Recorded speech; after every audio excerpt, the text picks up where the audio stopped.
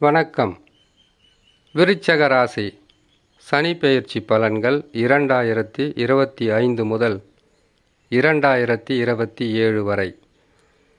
வருகின்ற 29ஆம் தேதி மார்ச் மாதம் 2025 சனி பகவான் பெயர்ச்சி பெறுவார்.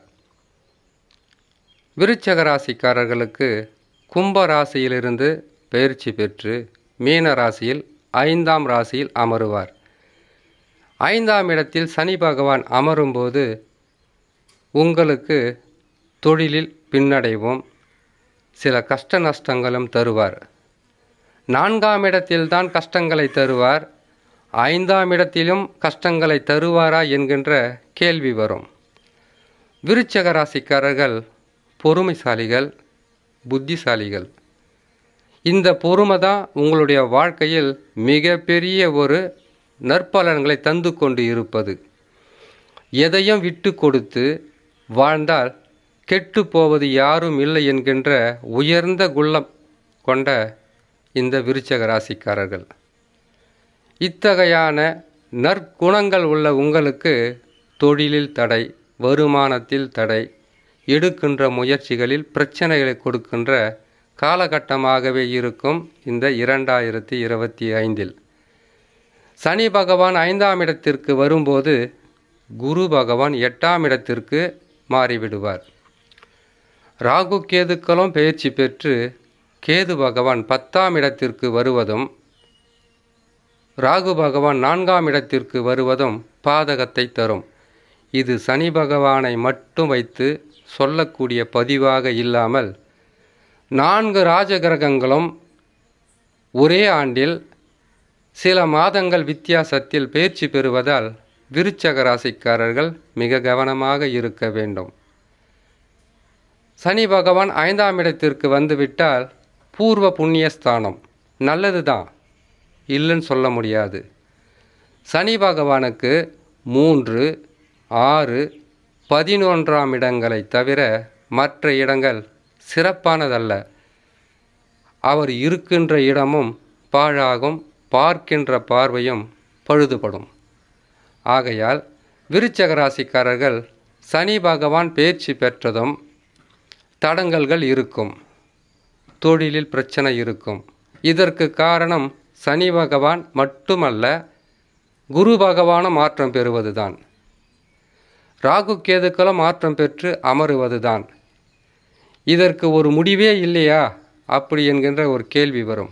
இருக்கு, அது உங்களுடைய சொந்த ஜாதகம்.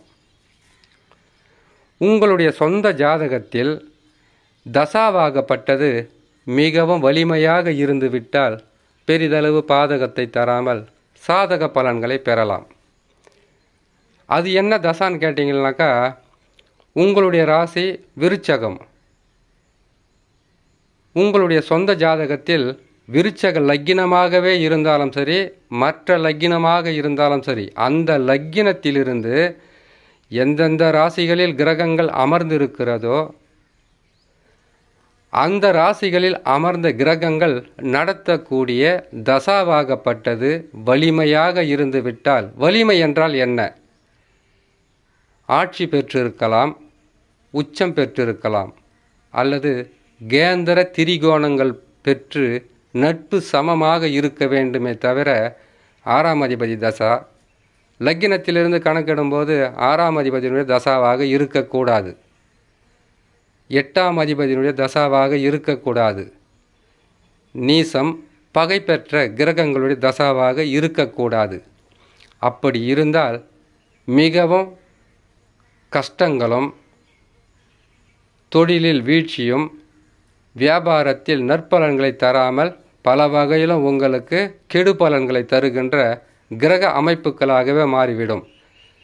எந்த கிரகமும் பெரிதளவுக்கு நமக்கு துன்பங்களை தராமல் இருக்க வேண்டுமென்றால் நம்மளுடைய சொந்த ஜாதகம் வலிமையாக இருக்க வேண்டும். அப்படி வலிமையாக இருந்து விட்டால் மற்ற கிரகங்கள் பயிற்சி காலங்களில் கெட்ட இடங்களிலே அமர்ந்தால் கூட உங்களுக்கு நற்பலன்கள் என்பது அவ்வப்போது நடந்து கொண்டே இருக்கும். கெடு பலன்கள் வந்தாலும் பெரிதளவு உங்களை பாதகத்தை தராது.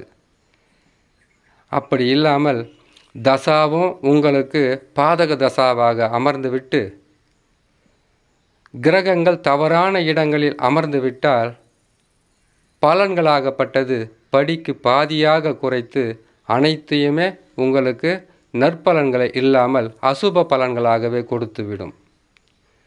அந்த வகையில் விருச்சக ராசிக்காரர்கள் உங்களுடைய சொந்த ஜாதகத்தை ஒரு ஜோதிடரிடம் சென்று பொறுமையாக அமர்ந்து என்ன நடக்கிறதுன்னு கேட்கணும். முதல்ல நீங்கள் பார்க்குற ஜோதிடர் பொறுமையாக இருக்கணும்.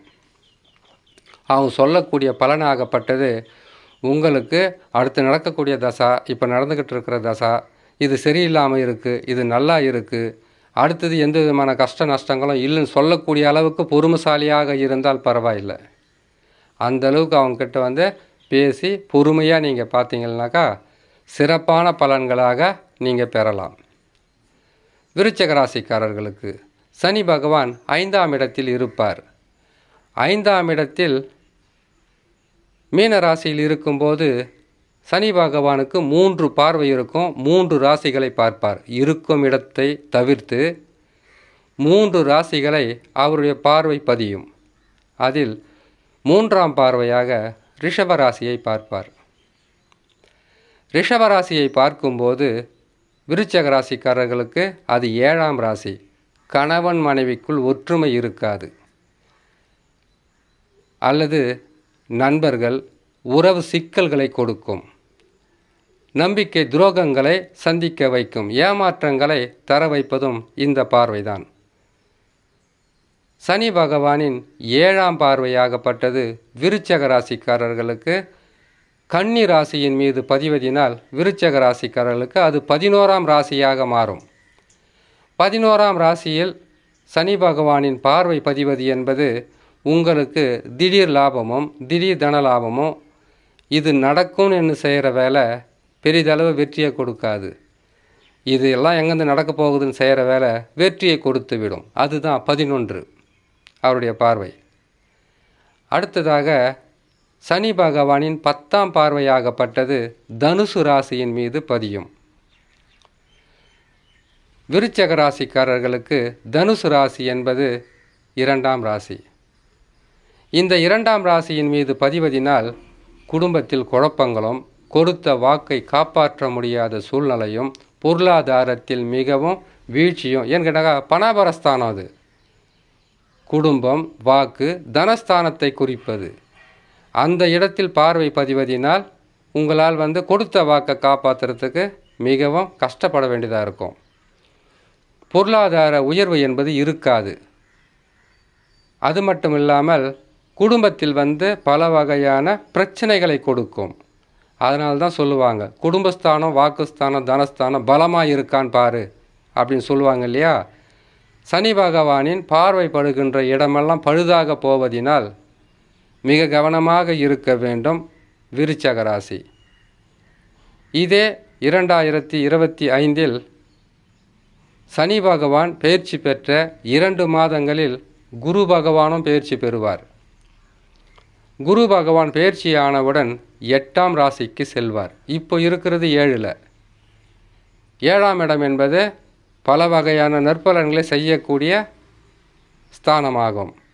8ஆம் இடம் என்பது குரு பகவானுக்கு மட்டுமல்ல, சந்திரனாக இருந்தாலும் சந்திராஷ்டமம் என்கின்ற சொல்கின்ற 2.25 நாட்களில் படாது பாடைப்படுத்துவார். குரு பகவான் 8க்கு வருவது மிக கொடிய பலன்களை கொடுக்கும்.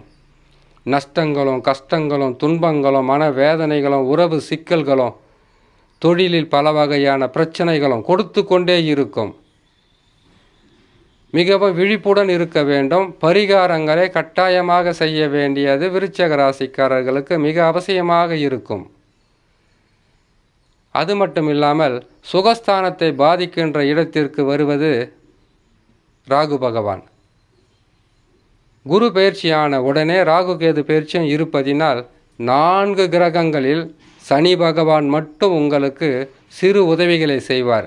பெரிதளவு நற்பலன்களை செய்யக்கூடிய குரு பகவான், ராகு கேதுக்கள் இடமாற்றம் பெற்று பாதகமான ஸ்தானத்தில் அமர்வதால் வாழ்க்கை என்பது போராட்டங்கள் நிறைந்ததாகவும், தாங்க முடியாத சுமைகளும், வேலை சுமை, குடும்பச் சுமை, எதிர்பார்த்திடாத திடீர் நஷ்டங்களும் கஷ்டங்களும் பொருள் விரயங்களும் மன நிம்மதி அற்ற சூழ்நிலையும் உருவாக்குவது இந்த கிரக அமைப்புகள் தான். இதிலிருந்து நீங்கள் மீண்டு வர வேண்டுமென்றால் உங்களுடைய சொந்த ஜாதகத்தில் நடக்கக்கூடிய தசாவாகப்பட்டது சிறப்பாக இருந்துவிட்டால் பெரிதளவு உங்களுக்கு பாதகத்தை தந்துவிடாது.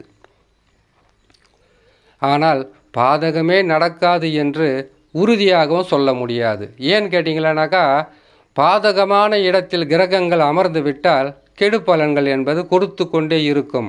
அதிலிருந்து தடுத்து உங்களை காப்பாற்ற வேண்டியது உங்களுடைய சொந்த தசா, சொந்த ஜாதகத்தில் இருக்கக்கூடிய தசா.